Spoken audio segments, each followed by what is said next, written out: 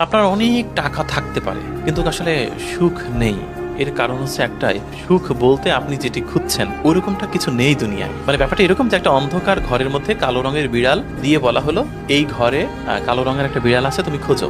আদতে সেই ঘরে কালো রঙের কোনো বিড়ালই নেই। মূলত যদি দুঃখ না থাকতো মানুষ এই পৃথিবীতে বেঁচে থাকার কোনো স্বাদ পেত না। দুঃখ দরকার।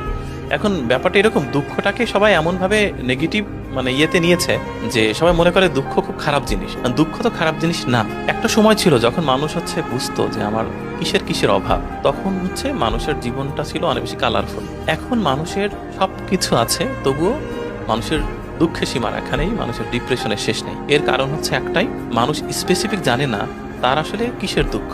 রবীন্দ্রনাথের একটা উক্তির কথা আমার মনে পড়ছে। উনি বলেছিলেন যে এমন একটা সময় আসবে যখন মানুষের অভাবের অভাব হবে। এখন মানুষ জানে না তার কিসের অভাব। অনেক কিছু আছে তবু তার অনেক দুঃখ। আবার তাকে আপনি